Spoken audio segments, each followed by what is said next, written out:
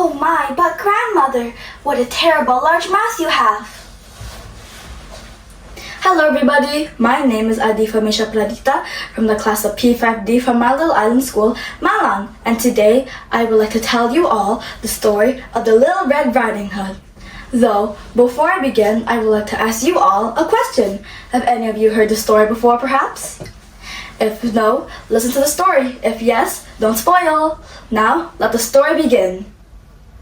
Once upon a time, there was a young girl that whenever anybody looked at her, they immediately fell in love with her, but most especially by her grandmother.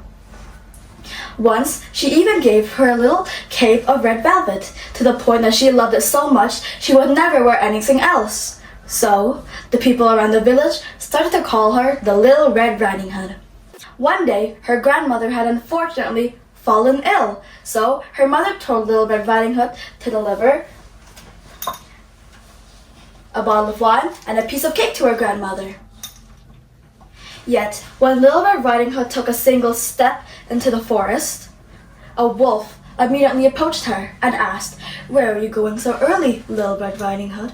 Little Red Riding Hood then replied, "To my grandmother's. Yesterday was baking day, and she had recently fallen ill, so Mother told me to deliver this to her." The wolf then asked where Little Red Riding Hood's grandmother lived. Little Red Riding Hood replied that her grandmother lived half a league away from the village. Afterwards, the wolf then suggested to Little Red Riding Hood that she should pick a few freshly grown flowers that had grown nearby as a gift to her grandmother.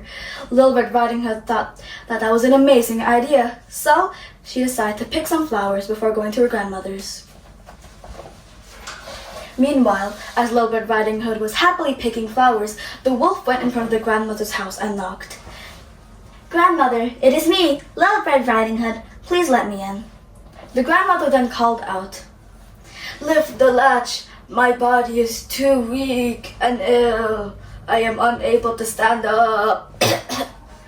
The wolf then lifted the latch. Afterwards, the wolf immediately leapt into the house and devoured the grandmother. Afterwards, the wolf dressed up in their grandmother's clothes and pretended to be the grandmother in her bed. A few minutes later, Little Red Riding Hood had remembered that she needed to visit her grandmother, so she went. Even so, she saw that her grandmother was a bit odd, so she decided to ask some questions. "Grandmother, why are your eyes so big?" "The better to see you with." "Grandmother, what large hands you have." "They're the better to hug you with." "What large ears you have, grandmother." "They're the better to hear you with."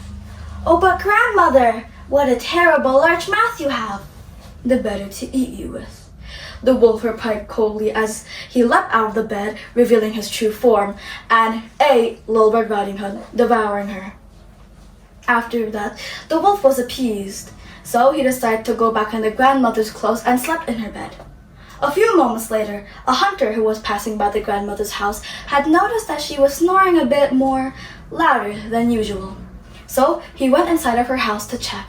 He then saw that was not the grandmother, but a wolf. A wolf that had devoured Little Red Riding Hood and the grandmother.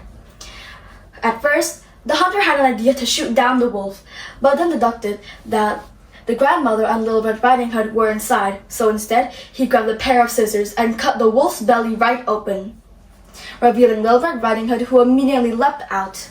Before I continue, I want to ask a question. Do you think the grandmother was still inside or had already been digested? That is correct. The grandmother was still luckily inside the stomach of the wolf, yet scarcely breathing, but happily alive! Yay! Then, Little Red Riding Hood had a plan. She quickly fetched some heavy rocks from outside and stuffed them into the wolf's belly, stitching the wolf's stomach back up. A few moments later, when the wolf woke up, he wanted to run away out of fear, but he noticed that his stomach was too heavy, so instead, he collapsed on the ground, dead. The three were delighted, of course. Yet, a few days later, or maybe a month or so, Little Red Riding Hood was sent to go deliver a few things to her grandmother once more. And as expected, a wolf tried to entice her from her path. A few moments later, when Little Red Riding Hood and her grandmother were inside their grandmother's house happily talking, a wolf then went in front of the grandmother's house and knocked. "Grandmother, it is me, Little Red Riding Hood. Please let me in." The two inside stayed silent, yet they had a plan.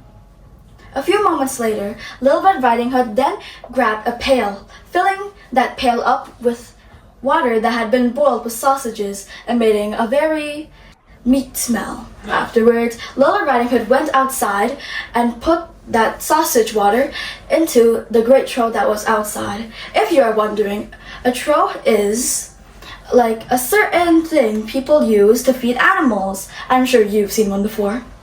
After putting the water in, Little Red Riding Hood immediately went back inside. Meanwhile, a wolf that had already circled twice or thrice around the house and is currently on the roof smelt it, and when he was extending his neck to look down, he fell and drowned in the water that smelled like sausages. The end of the story. Now, the moral of the story is to never trust strangers. Even despite how nice they look, you never know what they might do to you. So, that is the end of my storytelling. Goodbye.